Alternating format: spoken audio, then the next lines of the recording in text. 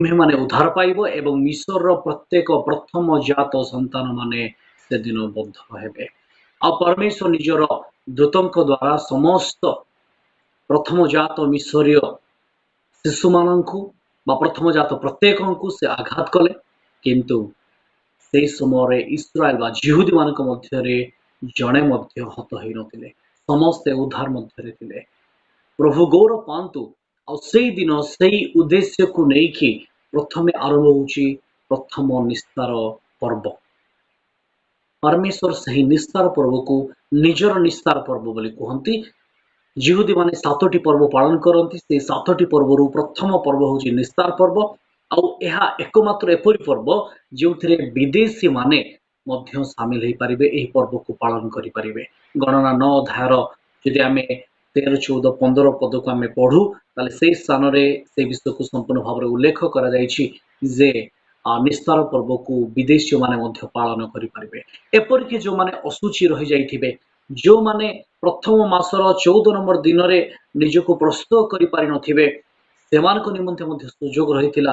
ଅଶୁଚି ବ୍ୟକ୍ତି ଶୁଚି ହେଇ ସେମାନେ ଦ୍ୱିତୀୟ ମାସର 14 ନମ୍ବର ଦିନରେ ଏହି ପର୍ବକୁ ପାଳନ କରିପାରୁଥିଲେ।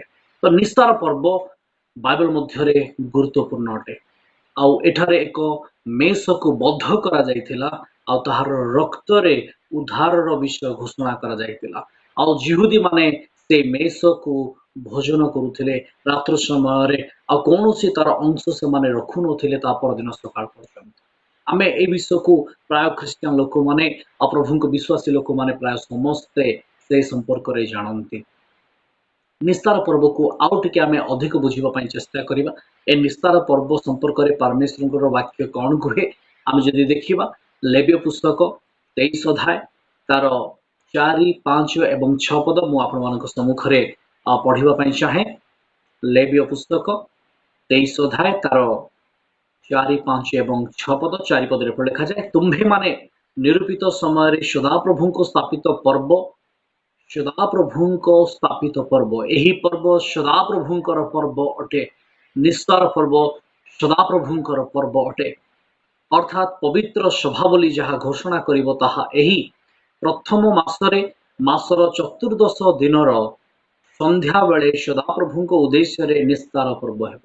ଅର୍ଥାତ୍ ପ୍ରଥମ ମାସର 14 ନମ୍ବର ଦିନରେ ସନ୍ଧ୍ୟା ସମୟରେ ସେମାନେ ମେଷ ଉତ୍ସର୍ଗ କରୁଥିଲେ ପ୍ରଭୁଙ୍କ ନିକଟରେ। ଆଉ ଏହି ଯେଉଁ ବଳି ସେମାନେ ଉତ୍ସର୍ଗ କରୁଥିଲେ ତାହା ଚତୁର୍ଦ୍ଦଶ ଦିନରେ ଅର୍ଥାତ୍ 14 ନମ୍ବର ଦିନରେ ଥିଲା। ପୁଣି ତା ତଳ ଅଂଶ ଯେତେବେଳେ ଆମେ ଦେଖୁ 6 ପଦରେ, ପୁଣି